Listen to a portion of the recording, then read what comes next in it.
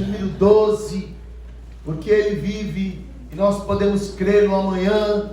Ele vive e reina para todo sempre. Ele está sentado à direita de Deus nas regiões celestiais.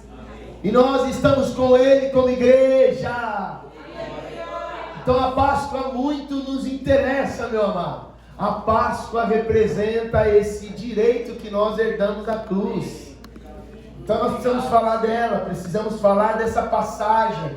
Precisamos tratar a Páscoa como uma oportunidade de Deus para chegarmos na terra da promessa, para recebermos a promessa de Deus, a promessa de vida eterna com Cristo. O tema dessa mensagem na manhã de hoje é passar e permanecer. O real sentido da Páscoa. Esse é o real sentido da Páscoa. Não é só passar, não é só atravessar o Mar Vermelho para os judeus, indo de encontro à terra de Canaã. Não é só para nós cristãos deixarmos a vida do mundo, a vida das trevas, e passarmos para o reino do Filho do seu amor, o reino da luz do Senhor, e vivemos de qualquer forma. Não, é passarmos e permanecermos até que aquele dia venha, até que Ele, como majestoso Rei, venha em glória, venha nas nuvens para arrebatar-nos e levar-nos ao encontro do Senhor. Amém, igreja? Amém. Então Deus está nos chamando nesses dias essa atenção para a igreja, passar e permanecer. Você não só passou, mas agora tem que permanecer firme até o final, até o dia final. Amém, meu irmão? Amém. Então vamos ler a passagem de Êxodo capítulo 12, versos de 21 ao 28. Moisés chamou todos os anciãos de Israel e lhes disse: escolham e peguem cordeiros para as famílias de vocês e matem esses animais para celebrar a Páscoa.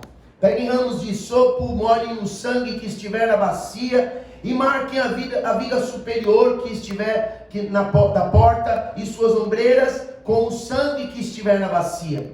E que nenhum de vocês saia da porta da sua casa até pela manhã, porque o Senhor passará para matar os egípcios. Quando, porém, enxergar o sangue na viga superior da porta em ambas as ombreiras, o Senhor passará por cima da porta e não permitirá que o destruidor entre na casa de vocês para matá-los. Portanto, guardem isto por estatuto para vocês e para os seus filhos para sempre. É o mesmo que mantenham isso, permaneçam nesta palavra. E quando estiverem na terra que o Senhor lhes dará, como prometeu, observem este rito.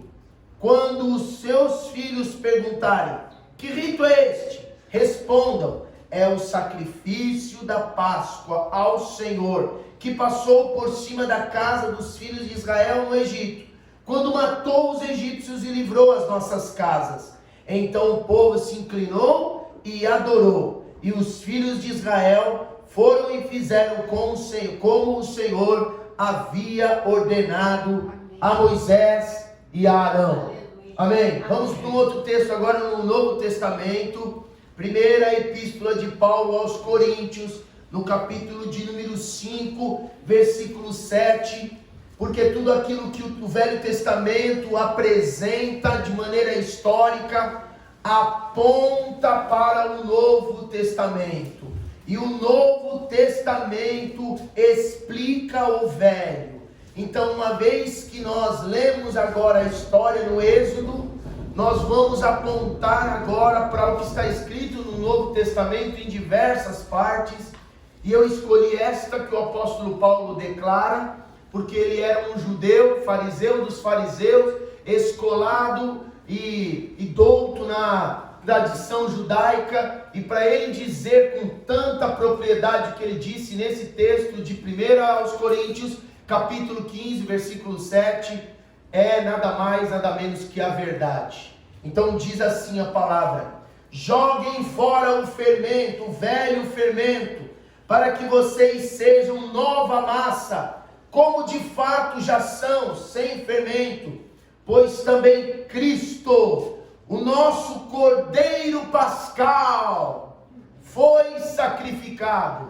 Então é um chamado, um chamado de atenção para nós termos como em mente a vida de Jesus como um norte para nós, termos as ações de Jesus como direção para a nossa vida. O Senhor está nos chamando não apenas para uma passagem, mas para permanência até o céu, meu amado. Permanência na fé, permanência na obediência, permanência no cuidado, na devoção, na intimidade, na aliança com Deus, até alcançarmos a promessa. Será que podemos orar por isso?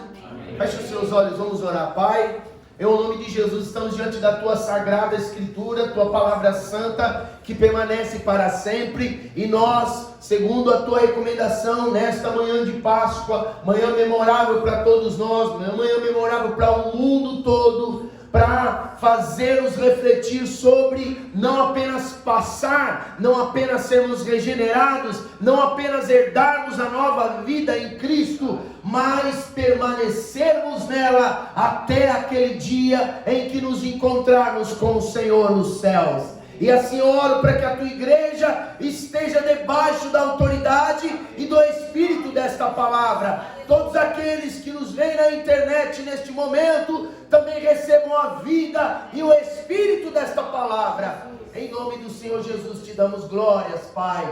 Amém. Amém. Aleluia. Podeis assentar, queridos. Páscoa vem do hebraico Pessah. Pessah, que nada mais nada menos significa passar sobre ou passar por cima.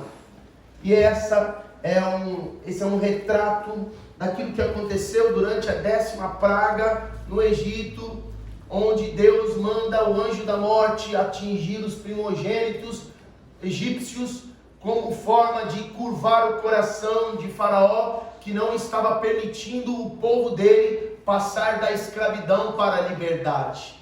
Então, enquanto aquele anjo da morte passara sobre todo o Egito, condenando os primogênitos egípcios, aqueles que tinham imolado o cordeiro pascal, e com o seu sangue pintado os umbrais ou o batente das portas de suas casas, davam uma representação, um símbolo de que estavam crendo no sacrifício do inocente pelo pecador, por conta do sacrifício do cordeiro.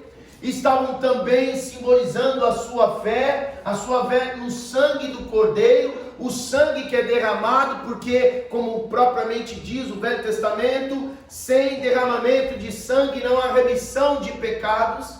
Então, ao passar o sangue naquelas portas, eles estavam declarando fé nesta palavra, fé de que o pecado deles estava também sendo perdoado, e a misericórdia e a graça de Deus o estava encontrando naquele momento. Mas não só isso, o ato de comer juntos do cordeiro rapidamente dentro das casas representava a simbologia da aliança, da unidade com Deus, porque além de obedecerem à recomendação do Senhor, eles estavam comendo. E se algo que demarca uma aliança no Velho Testamento era o ato de comer junto, e comer um cordeiro era basicamente uma refeição que se usava para um termo de aliança. Fato é que ao comer aquele cordeiro, eles estavam dizendo: estamos em aliança contigo, ó Deus, Deus da vida e não Deus da morte. Então, uma vez que eles se aliavam com o Deus da vida, eles estavam deixando para trás o Deus da morte. Eles estavam abrindo mão dos deuses do Egito para viverem agora com o Rei dos Reis, o Senhor dos Senhores, o Deus, o único Deus, Yahvé. Amém? Glória a Deus. E obviamente, uma vez que eles estavam aliados ao sacrifício, demonstrando a fé em aliança, eles estavam prontos para herdar a promessa. E isso não mudou, irmãos, porque hoje a nossa Páscoa é com os mesmos critérios. O sacrifício Jesus Cristo pregado na cruz, Ele deu a sua vida por mim e por você. Aliás, Deus o deu como sacrifício para que todo aquele que crê não pereça, mas tenha a vida eterna. Então, quando nós cremos na morte, na morte do Senhor Jesus, nós também podemos crer na sua ressurreição, porque quem não crê na morte, tampouco crerá na sua ressurreição. Então quem não crê na morte do Senhor, tampouco poderá ter a sua vida regenerada, porque a sua vida regenerada vem a partir da sua ressurreição. Então aí está o sacrifício, mas aonde está o sangue, pastor Sérgio? O sangue foi vertido na cruz do Calvário, naquele momento, como retrata Lucas no capítulo 24, quando aquele guarda romano, aquele oficial romano, fura o lado de Jesus, para saber se ele estava de fato morto, e aquele sangue, depois dele ter espetado algumas vezes o lado de Jesus, a Bíblia relata que sai sangue e água, representando que a vida dele já tinha sido entregue, porque no sangue há vida, como diz em Levítico, no Velho Testamento. Então, uma vez que o sangue de Jesus foi derramado naquela cruz, olha a boa notícia aí, meu irmão, o teu pecado e o meu pecado foi praticamente apagado, o preço foi pago. Então nós temos a redenção do sangue de Jesus, aleluia. Então o sacrifício e agora em fé no sangue de Jesus, porque a palavra de Deus diz em 1 de João, no capítulo de número 1, que aquele que confessa os seus pecados e os deixa alcançará misericórdia. O fato é que quando nós confessamos o nosso pecado, o sangue de Jesus, o seu Filho, nos purifica de todo pecado. Olha isso, meu irmão. Talvez hoje você tenha chegado aqui de uma forma como você nem imaginava chegar na sua vida. Numa forma pregressa, nas margens, perdida, mas hoje eu quero te dar essa boa notícia: no sangue de Jesus há perdão para o teu pecado e há poder se você empenhar fé nele. Se você empenhar fé no sangue de Jesus, que representa a sua vida dada naquela cruz, você hoje pode ser regenerado. Quantos aqui foram regenerados pelo poder da cruz? Isso é fé. Fato é que sacrifício e fé nos apontam a aliança, e a aliança é o Cordeiro vivo que desceu do céu, porque ele mesmo diz: quem come da minha carne, bebe do meu sangue, esse tem a vida eterna. João capítulo 6 diz isso lá. E comer da carne e beber do sangue nada mais não é literal, obviamente, porque nós não somos canibais, certo? Mas é um ato de fé na aliança com Deus, porque o corpo de Cristo, o sangue dele hoje representado através do pão e do suco de uva, para nós aqui que representa o vinho que se tomava nos dias de Jesus, representam a vida dada por nós, a vida de Jesus entregue a nós para termos uma aliança com Deus. E eu quero fazer com que tudo isso que você ouviu nessa introdução seja vida para você agora, porque se nós nos identificamos com essa história, porque os judeus se identificam com a história da passagem, não apenas porque o Senhor passou sobre eles e os cobriu, não deixando com que a morte os atingisse, mas eles também se identificam na passagem da saída do Egito, do tempo de escravidão, agora para um tempo de vida e liberdade em Deus, seguindo a sua vontade. Nós cristãos fomos tirados do império das trevas e colocados no reino do Filho do seu amor. Nós seguimos a Jesus, a luz do Senhor, e por conta desta luz brilhando em nós, os homens podem ver em nós transformações e dar glórias a Deus. Por isso o Senhor está nos chamando, igreja, para que permaneçamos nessa palavra, permaneçamos nessa direção, permaneçamos numa vida sacrificial para o Senhor, sacrificando as nossas vontades, sacrificando o nosso eu, permaneçamos na fé diante de circunstâncias que tentam abalar as nossas estruturas espirituais, permaneçamos firmes na aliança com o Senhor, certos de que quem fez a promessa é fiel. Aleluia. E eu estou falando aqui com muito vigor, meus irmãos, porque eu vivo por isso.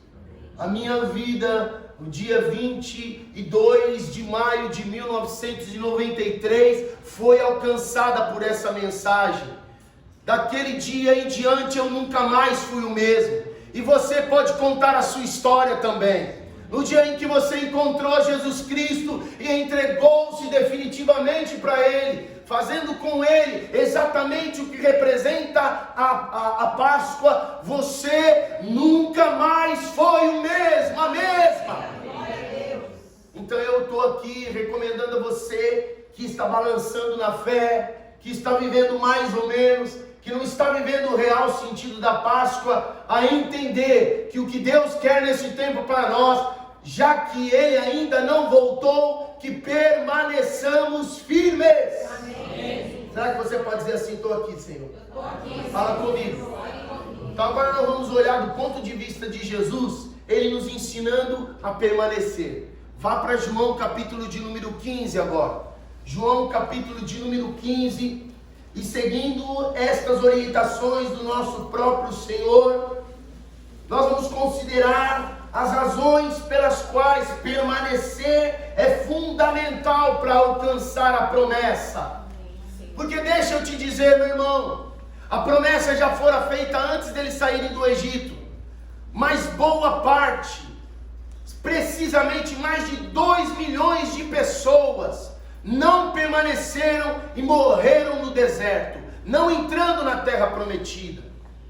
Muitos cristãos dos dias dos apóstolos, cristãos esses que viveram com o próprio Senhor Jesus, foram testemunhas oculares dos feitos maravilhosos de Jesus, por não permanecerem, foram entregues à maldição de Satanás, à perdição, por isso não herdaram a vida eterna.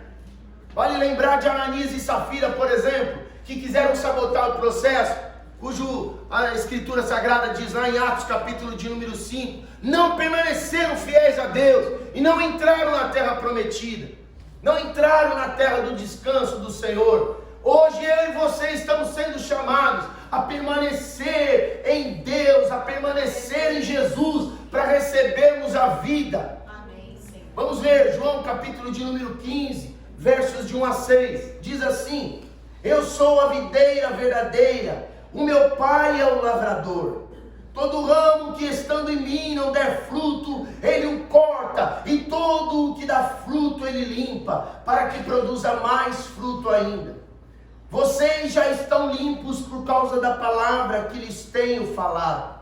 Permaneçam em mim. E note quantas vezes Jesus vai dizer, vai usar ou o verbo ou o substantivo permanecer, ou permaneçam, enfim, falando a respeito da questão de permanência, da necessidade de permanência.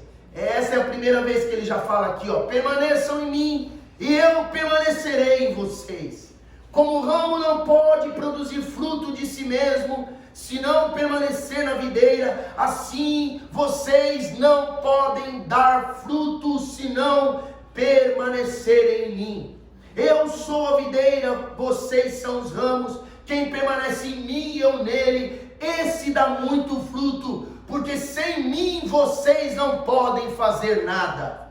Se alguém não permanecer em mim, será lançado fora, à semelhança do ramo, e secará, e o apanham, lançam no fogo e o queimam.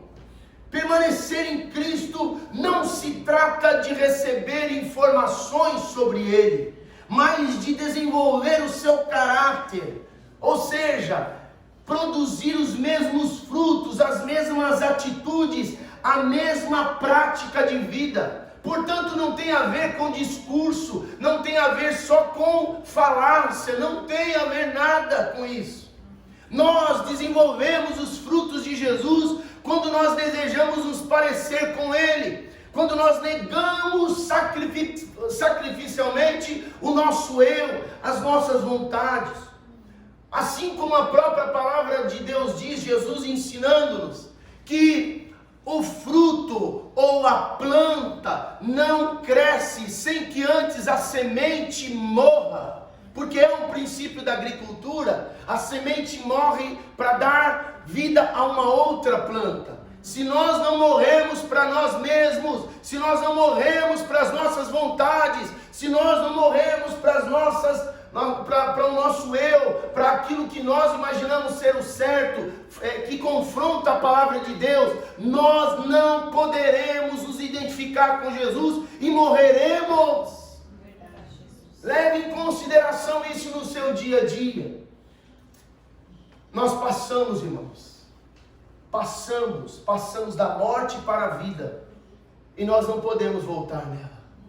Nós não podemos voltar à mesma escravidão, queridos.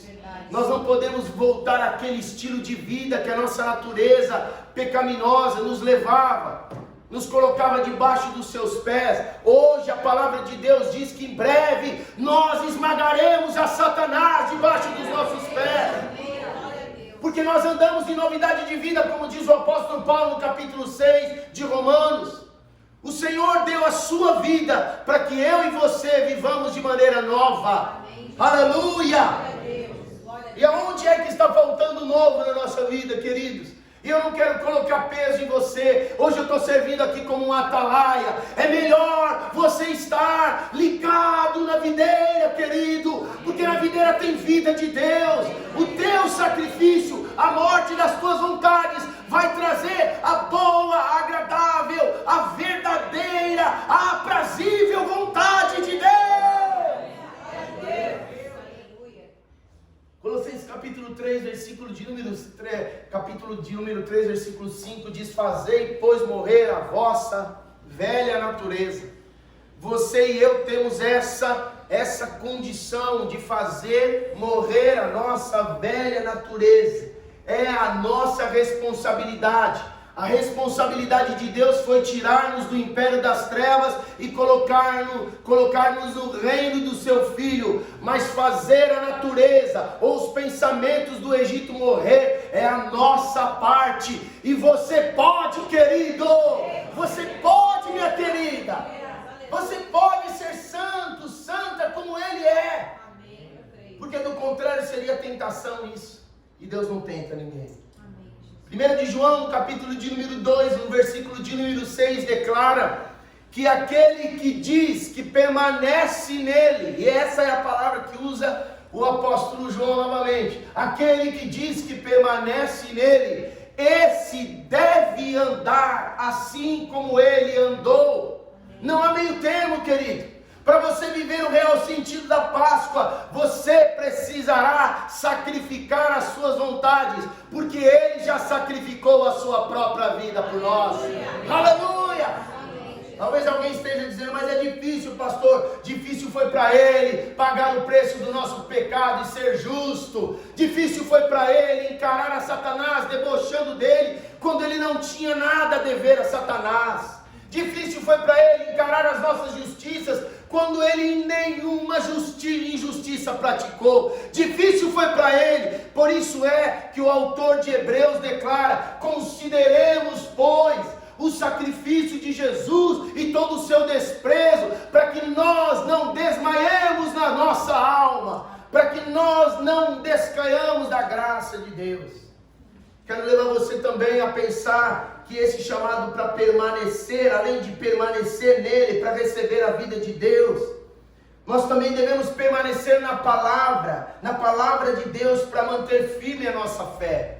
Porque uma coisa é você viver baseado no sacrifício de Jesus, sacrificando as suas vontades, mas uma outra parte é você viver pela fé, e não pelas circunstâncias, e não pelos sentimentos. Viver pela fé, e essa palavra é oportuna para nós nesse tempo, irmãos. Amém. Nesse tempo em que o dinheiro não compra cura, num tempo em que o emprego não está garantido para ninguém, num tempo em que nós vemos milionários indo para o mar e não sabem até quando, porque estão com medo de morrer e perder as suas fortunas. Não tem mais celeiro, não tem mais calabouço, não tem mais caverna, não tem aonde se esconda dessa maldição. Hoje só vive quem vive pela fé. Você viverá, meu irmão. Você viverá. E me permita ser profeta na tua vida hoje. Aqueles que brincavam com Deus, aqueles que achavam que a fé era algo matemático, algo racional, hoje estão caindo do cavalo, hoje tem que depender de Deus, porque estão às cegas se não tiverem os olhos de fé, estão às cegas se não tiverem olhos de fé. Meu irmão, eu e você já tivemos a nossa escama dos olhos, a nossa venda tirada pelo poder que há no nome de Jesus. Não voltemos a esta cegadura do inferno. Dependa de Deus. João capítulo 15, versículo de número 7 ao 10. E eu creio que você está comigo aí ainda, né? Não foi arrebatado não, né? Aleluia. Então, João capítulo 15, versos de 7 ao 10, diz assim agora, e veja Jesus falando de novo sobre permanecer. Se permanecerem em mim, e as minhas palavras permanecerem em vocês, pedirão o que quiserem e lhes será feito. Nisso é glorificado meu Pai, que vocês deem muito fruto, e assim mostrarão que são meus discípulos. Como o Pai me amou, também eu amei vocês. Permaneçam no meu amor. Se vocês guardarem os meus mandamentos, vou repetir, se vocês guardarem os meus mandamentos, permanecerão no meu amor, assim como também eu tenho guardado os mandamentos de meu Pai, e no seu amor permaneço. Amém. Fé em Deus implica em obediência à sua palavra. E eu não sei se vocês notaram, enquanto eu lia o capítulo 12 de Êxodo aqui para vocês, eu dei ênfase num texto onde Deus dizia: e quando vocês passarem, note, guardem os meus mandamentos, guardem os mandamentos que hoje eu estou dizendo a vocês. Porque Deus, na sua onisciência, Ele já sabe o que vai acontecer, Ele já sabe o que vai acontecer, e Ele sabe a forma de nos prevenir, a forma de nos fazer precavidos, e a forma de estarmos precavidos para qualquer circunstância desse mundo, é vivermos baseados na sua palavra, meu irmão. Porque tudo que pode acontecer no mundo, todas as circunstâncias adversas, já a Bíblia descreveu. A Bíblia já falou de tudo. Se nós lermos a Bíblia, você vai entender que há solução para N tipo de situações que você, sem estar nela, vai entrar em desespero. Porque você vai ser inundado pelo temor do dia mal, pelo temor das más notícias. Fé em Deus implica em obediência à sua palavra e amor a Deus da mesma forma. Se eu e você não obedecemos a palavra de Deus, nós não podemos dizer que temos fé em Deus. Se eu e você não amamos, não obedecemos a palavra, eu e você não podemos ter garantia de que amamos a Deus. Porque o próprio Senhor Jesus está dizendo: permaneçam na minha palavra e vocês provarão que me amam. Permaneçam na minha palavra e vocês terão parte com Deus. Amém, Jesus. Sabe, a fé de Jesus, ela foi provada por seu nível hard, por seu nível alto, por seu nível pesado de obediência a Deus. Eu poderia citar aqui para vocês Filipenses no capítulo de número 2, a partir do versículo de número 8 até o 11, o resultado da obediência de Jesus. O nome dele foi exaltado, ele foi humilhado pela morte de cruz, mas depois de ressuscitar, porque obedeceu e obedeceu até a morte, o nome dele foi posto acima de todo nome nos céus, na terra e debaixo da terra. E a ele todo joelho se dobrará e toda língua confessará que ele é o Senhor. A obediência nos leva à honra. A obediência sempre nos leva àquilo que Deus tem preparado para os que o amam. Então, quando Jesus, por exemplo, diz aí nos versos 11 ao 14, desse mesmo capítulo, sigam comigo a leitura, por favor. João capítulo 15, de 11 ao 14. Tenho-lhes dito estas coisas para que a minha alegria esteja em vocês e a alegria de vocês seja completa. O meu mandamento é este: que vocês amem uns aos outros assim como eu os amei. Ninguém tem amor maior do que este, de dar a alguém a própria vida, de alguém dar a própria vida pelos seus amigos. vocês são meus amigos. Continue o texto. Vocês são meus amigos se obedecerem às minhas palavras. Vocês são íntimos meus se vocês obedecerem aquilo que a minha palavra prescreveu, pré-estabeleceu para a vida de vocês. Quando a gente faz isso, a gente abre mão do nosso conceito, abre mão das nossas ideias, para aderir às ideias de Deus. E quando nós aderimos às ideias de Deus, mesmo que as coisas aparentemente não mudem, nós estamos depositando fé nele. E por conta da fé que nós depositamos nele, ele pode chamar à existência as coisas que não existem. Quero chamar a sua atenção, meu irmão. Você talvez não esteja vendo hoje, mas Deus pode chamar à existência as coisas que ainda não existem. Isso é fé. Isso é fé. Então, se a gente olhar para essa recomendação de Jesus, a gente entende. Ele provou sua fé a obedecer à morte, porque ele sabia que o Espírito de Deus entraria nele e o ressuscitaria ao terceiro dia. Tanto é que ele declara antes aos seus discípulos, ele diz assim: eu vou entregar a minha vida e tenho o poder de reaver. Ninguém matou Jesus, sabia? Algumas pessoas dizem assim: foi o seu pecado que matou Jesus. Foi os judeus que mataram Jesus. Não, foram os romanos que mataram Jesus. Não. Ele entregou a própria vida. Amém. A morte não pôde detê-lo, querido. A morte não pôde detê-lo. E deixa eu te lembrar, se a morte não pôde detê-lo, o que é que ele não poderá fazer pela sua vida em vida? Então, a questão é ter fé nele. A questão é se você crê ou não crê. Porque se não crê, não vai experimentar a graça. Ele provou a sua fé a obedecer até a morte. Conosco é da mesma forma. Obediência à sua palavra até que morramos, ou sejamos tirados desse lugar. Permaneçam na minha palavra. A sociedade faz de tudo para rebaixar a importância e o valor das escrituras sagradas. É ou não é, pessoal?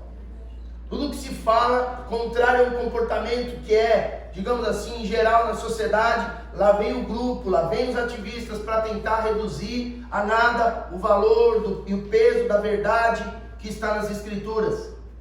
Isso porque sua consciência acusa ao desobedecê-la e denuncia a sua incredulidade e o seu desinteresse por Deus. Fica muito claro, fica estampado no rosto deles quando, desobedecendo a Deus, desobedecendo a sua palavra, praticam os males que praticam.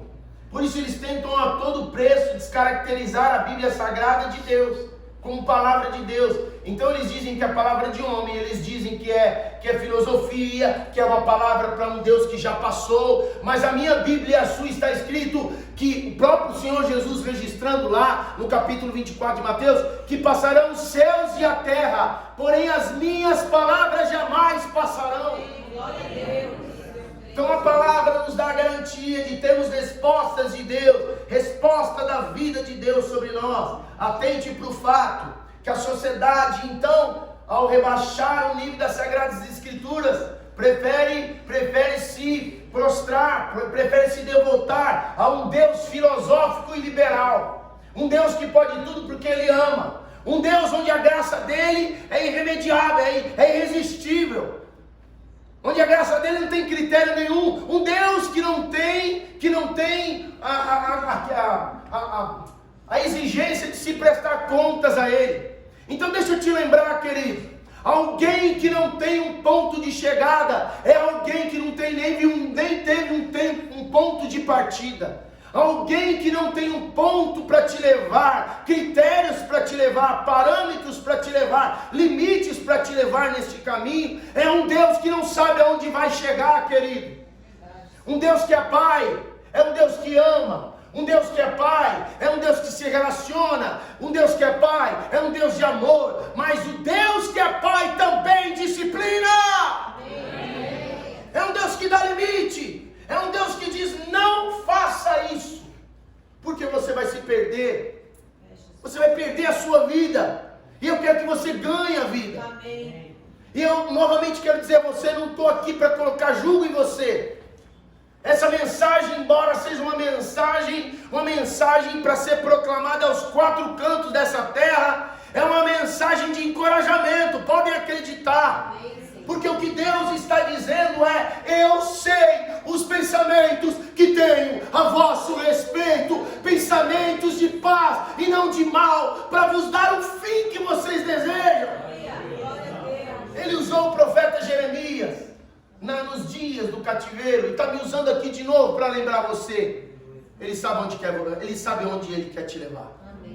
Mas ele sabe onde estão as nossas escapadas. Ele sabe aonde estão as nossas escapadas. Ele sabe. E se você está aqui, Ele te descobriu. Ele trouxe aqui você para dizer assim: eu sei aonde estão as tuas escapadas. Mas deixa eu te dizer, qualquer atalho no caminho de Deus é um grande desvio, querido. Ande no caminho da palavra. Pare de dar ouvidos para esses que tentam facilitar um evangelho que é de confronto. Parem de dar ouvidos a esses que poetizam o evangelho de Jesus quando diz: negue-se a si mesmo e siga-me. Pare de dar ouvidos para estes. Ouça a voz do Senhor teu Deus.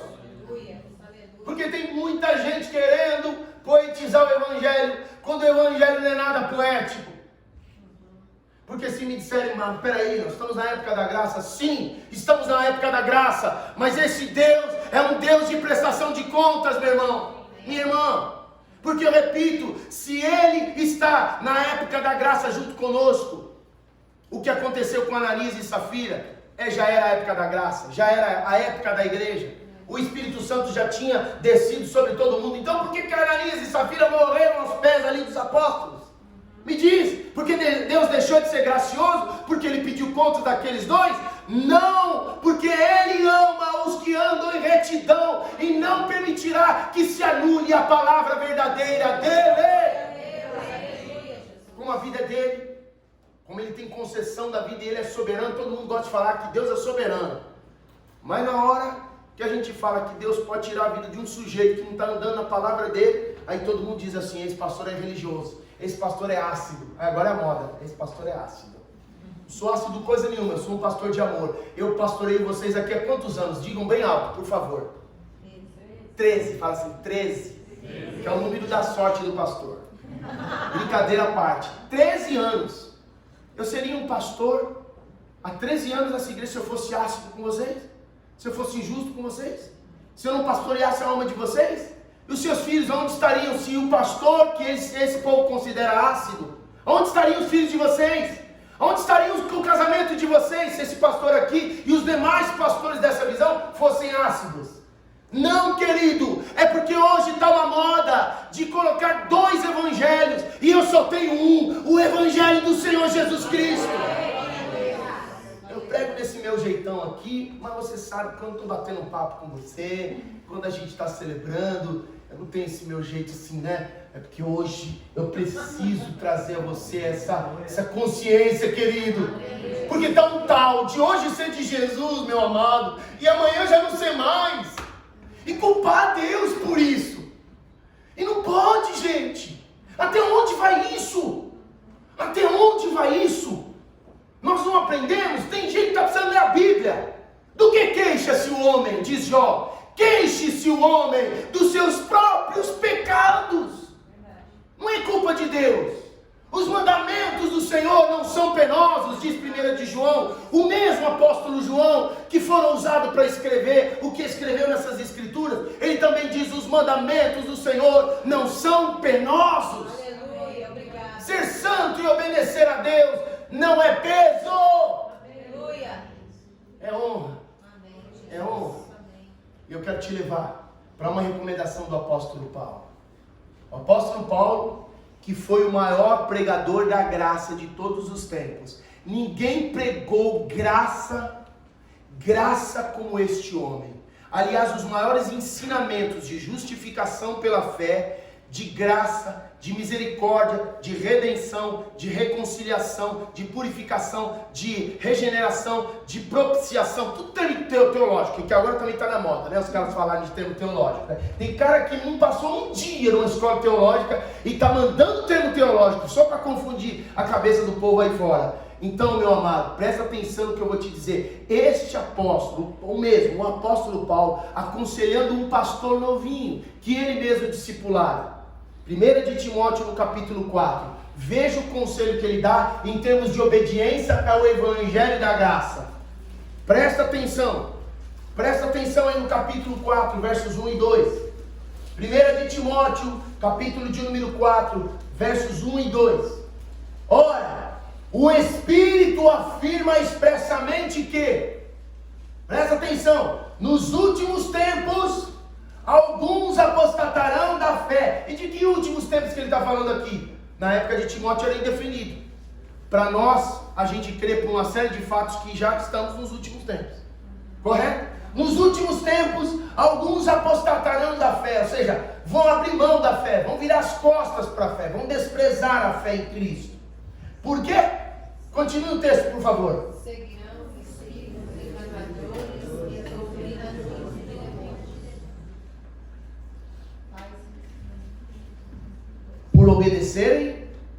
Por obedecerem, algumas traduções está seguirem. Eu prefiro essa, obedecerem, porque obedecer é se sujeitar, obedecer é andar sobre os ensinos de espíritos enganadores e ensinos de demônios, pela hipocrisia dos que falam mentiras. E meu irmão, você não precisa falar uma mentira sabendo da verdade. Você pode falar uma mentira desconhecendo a verdade. Entende o que eu quero dizer? Quando você fala alguma coisa que não é, que você não consultou, que você não estudou, que você não sabe, e você está falando com propriedade, se torna uma mentira. Isso é mentira. Isso é inapropriado. Pela hipocrisia dos que falam mentiras e que têm a consciência cauterizada. Ou seja, implantaram um pensamento, acreditaram que aquilo era uma verdade. E aí tem algumas pessoas dizendo, olha, isso não é verdade. Isso aí não é bom para você não. Isso não é o caminho do evangelho de Jesus. Mas a pessoa diz, não, você é religioso. Você é religioso. Você é tradicional. Precisamos colocar um parâmetro nisso, meu irmão. Zeloso. Outro dia eu escrevi numa opiniãozinha minha aí. Zeloso. Só rima com religioso. Vírgula, só rima. Ser zeloso pela palavra não tem nada a ver com alguém que é fariseu, meu irmão. Ser zeloso pela palavra Martinho Lutero foi zeloso pela palavra. Chamaram ele de religioso? Estão adorando o cara. João Calvino foi zeloso pela palavra. Estão falando mal de João Calvino? Claro que não.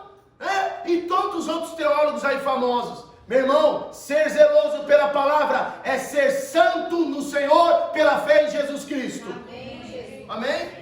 Então estou dizendo isso claro para você ficar na real palavra do Senhor. Pratica o Evangelho de Jesus.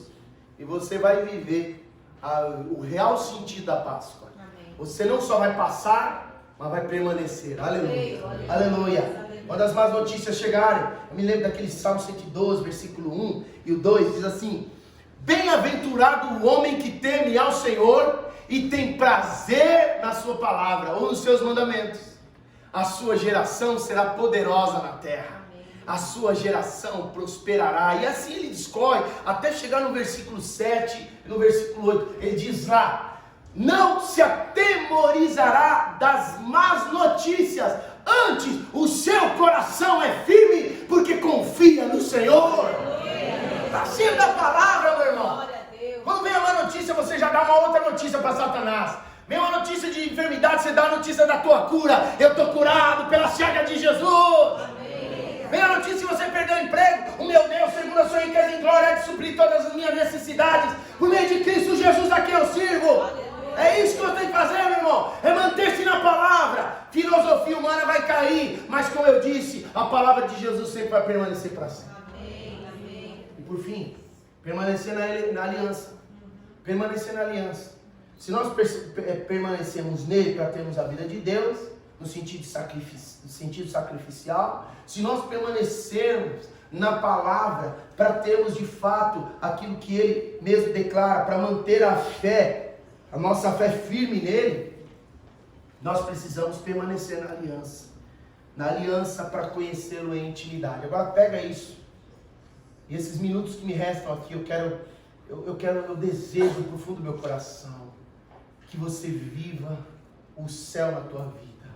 Que você viva Deus todos os dias, encontrando você e fazendo você experimentar das revelações poderosas que Ele tem só para você em intimidade. João capítulo 15, versos 15 e 16. Já não chamo vocês de servos, porque o servo não sabe o que o seu senhor faz. Mas tenho chamado vocês de amigos, porque tudo o que ouvi de meu Pai, eu lhes dei a conhecer. Não foram vocês que me escolheram, pelo contrário, eu os escolhi e os designei para que vão e deem fruto, e o fruto de vocês permaneça, a fim de que tudo o que lhe pedirem, ou tudo que pedirem ao Pai em meu nome, Ele lhes conceda.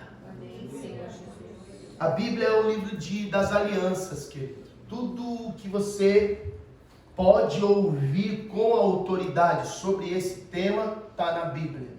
A Bíblia é o livro que pela primeira vez falou sobre esta prática, a prática de aliança entre pessoas e Deus. A aliança, portanto, é um tema que Deus não quer que esqueçamos. A aliança com Deus é fundamental para nós. Numa aliança, por exemplo, encontra-se o termo de que tudo aquilo que é meu passa a ser do outro com quem eu tenho uma aliança. E tudo que é do outro passa a ser meu. A gente tem uma noção disso no casamento. Embora alguns casamentos a minha conta é minha, a conta dela é dela. É ou não é? Então essa aliança ainda precisa ser ajustada. A conta tem que ser conjunta. O saldo também. Se as dívidas são dos dois, o saldo também tem que ser dos dois. Amém. Homens, cadê os homens aí? Aleluia, glória a Deus. Então no aspecto de aliança com Deus também funciona assim. Eu entreguei a minha vida para Ele, porque eu criei em Jesus Cristo. Jesus Cristo me salvou e trouxe a minha filiação, porque todos aqueles que creem em Jesus passam a ser filhos de Deus, segundo o que está escrito em João capítulo 1, versículo 12. Mas a todos quantos o receberam, Deus deu o poder de serem feitos filhos de Deus, ao saber os que creem em seu nome. Então eu, de servo, eu de criatura, passei agora a ser considerado filho. E filho de Deus tem que ser amigo de Deus. Essa é a meta do nosso coração no relacionamento com Deus, ser amigo de Deus. Então vamos imaginar, porque quando a gente fala assim, tudo que é meu é seu e tudo que é seu é meu, a gente logo pensa em quê? Em riqueza. Você fala, meu Deus, que luxo. Senhor, agora o céu vai descer, aleluia. Agora que eu quero a minha casa, Senhor, agora eu estou tomando posse do meu... Não é só por isso. Os pensamentos de Deus passam a ser os seus. As vitórias de Deus passam a ser suas. O encorajamento de Deus passa a ser seu, querido. A forma de superar as tribulações sem perder a estribeira, sem perder o rumo de Deus, também passa a ser nossa. A estabilidade, a moderação, a sobriedade. Está vendo isso? Está vendo isso? Agora, pastor, a pergunta que não quer calar. Pastor, como é que eu posso ter aliança com Deus? Eu quero ter essa aliança logo. É hoje que eu quero ter essa aliança. Está mais fácil do que você possa imaginar. Porque uma vez que você entrega a sua vida para Jesus, você come da sua carne e bebe do sangue, não literalmente, mas no sentido de fé, ter a vida dele para você e seguir os seus passos. Você já fez uma nova aliança com Deus. Uma aliança que recebe o pecador antes do pecador melhorar, porque quem melhora é o Espírito Santo convencendo ele num processo de regeneração até a volta de Jesus. Então você não precisa melhorar para entregar a sua vida para Deus e ter aliança com Ele. Você só precisa se entregar. Você se entrega e Ele vai fazendo o resto com você. Porque tudo que é dele passa a ser seu. E tudo que é seu passa a ser dele. Aí você fala assim, mas peraí, pastor, eu não tenho nada, só tenho pecado. É isso mesmo, Ele quer pegar todo o seu pecado e dar a você uma vida santa. É glória!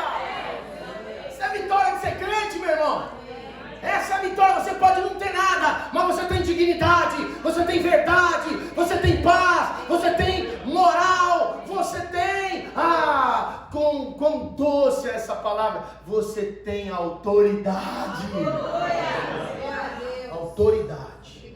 Então eu quero lembrar você, e talvez você diga assim, o que mais, pastor? Não há segredos entre você e Deus mais. Quando eu tenho aliança com Deus, tudo que é dele é meu em termos de segredo do coração. Tudo no coração meu é revelado para ele e tudo que é dele é meu. Eu vou ouvir a sua voz sussurrando nos meus ouvidos e me dando direção. Por isso que ele fala, vocês são os meus amigos. E tudo o que o meu Pai me revelou, eu contei para vocês. Eu disse para vocês. Agora vocês podem caminhar. Eu quero levar você para um texto da Bíblia. Salmo de número 25. Salmo de número 25, versículo 14, diz assim: o Senhor confia o seu segredo aos que o temem, aos quais Ele dará a conhecer a sua aliança. Vou repetir para você pegar aí. O Senhor confia o seu segredo aos que o temem. E temer a Deus é dar a Ele total consideração. Imaginar que Ele é detentor da sua vida. Não é ter medo de Deus. Porque a palavra temor aqui não tem nada a ver com fobia, que é a palavra grega referente para medo. Temor tem a ver com considerar quem é Deus para você, os benefícios que Ele tem feito para você. E uma vez que você o considera, você segue seus conselhos. Você considera seu pai e sua mãe? Você só pode dizer que sim se você segue os conselhos deles. Você considera o teu marido, a tua esposa? Você só pode dizer que sim se você dá ouvido aos conselhos que eles lhe dão. Está me ouvindo? Amém. Então, dessa mesma forma, quem teme ao Senhor vai receber os segredos do coração de Deus, os quais Ele dará a conhecer a sua aliança. Talvez você esteja perguntando aí, o que intimidade com Deus vai mudar nessa situação que eu estou vivendo aqui? Que intimidade com Deus vai... É uma coisa muito poética esse negócio de intimidade, é passear junto, é ficar conversando. Eu preciso de soluções, pastor. Eu preciso de sabedoria na minha vida. Eu preciso saber como que eu vou pagar aquela conta amanhã que está pendurada na minha geladeira. E a geladeira, de tanta conta que tem na porta, já está quase caindo para frente. Preciso resolver a minha situação, pastor. Me ajuda aí. Meu irmão, olha o versículo 12 e o versículo 13 agora. Se você tem uma aliança com Deus e os segredos de Deus são revelados para você e para mim, versículo 12: aquele que teme o Senhor, Ele o instruirá o caminho que deve escolher. Ele vai te instruir como pagar essas contas aí. Ele vai te instruir como fazer para sair desse emaranhado de problemas, esse caos que você está vivendo no teu casamento, na tua casa. Ele tem instrução para você. Nos segredos de Deus tem instrução de Deus. Versículo 13 agora, que ainda não para. Agora eu quero que vocês leem alto e bom som aí, por favor.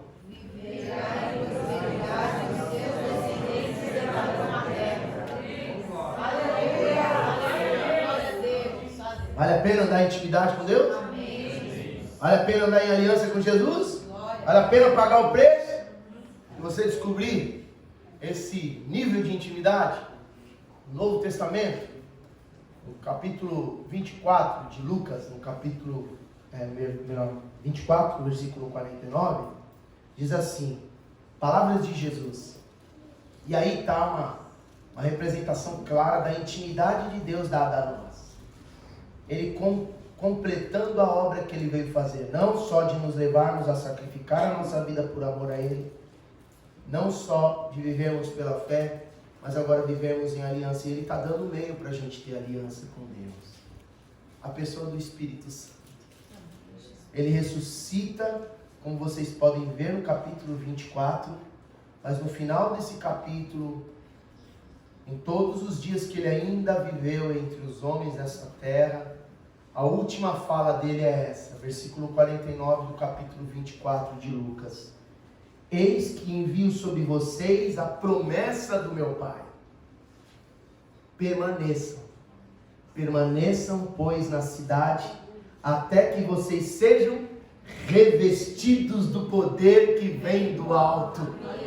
E esse revestimento de poder é o próprio Espírito Santo que desceu em Atos capítulo de número 1. Promessa de Atos capítulo 1, versículo 8, que acabou acontecendo no capítulo 2. E aí eu encerro dizendo que se nós permanecermos na aliança com o Senhor, o Espírito Santo de Deus nos encherá de poder para resistirmos o mal, de inteligência para encontrarmos saída e escape para a situação, seja lá qual for que estivermos vivendo. Nos santificará para nós não voltarmos à velha vida. Você tem medo de voltar para a velha vida? Para com esse medo. Se aprofunda na intimidade com Deus que o medo vai embora. Então é que nem alguém que está fazendo regime, não posso comer, vai comer um boi. Mas se pensar naquilo que deve fazer para se manter em saúde, vai esquecer de comer. Então se você quiser a vida eterna em Deus, pensa no que você pode começar a usufruir de vida no Espírito Santo. Amém. Aleluia. E assim, por fim, nós vamos ser guiados, porque Ele nos guiará a toda a verdade. Amém. O Espírito Santo foi deixado como uma pessoa de Deus para nós, e mora dentro de nós. Se ele ainda não mora dentro de você, você pode receber Jesus na tua vida hoje, e com Ele você receberá imediatamente a pessoa do Espírito Santo. Mas alguns estão dizendo assim: pastor, eu tenho o Espírito Santo, mas na minha vida não acontece nada. Então comece a cultivar a intimidade com o Espírito Santo. Fale com Ele todos os dias. Converse com Ele no trabalho, no seu dia a dia, dentro do seu carro. Busque compreender quem Ele é, mas não apenas compreender, agir no seu poder e na sua autoridade. Assim você vai conhecer os dons e vai produzir os frutos do Espírito, e a sua vida nunca mais será a mesma em termos de produtividade. Você dará muito fruto, porque sobretudo você permanece em Deus e Deus em você. Vamos ficar em pé, vamos orar. Aleluia.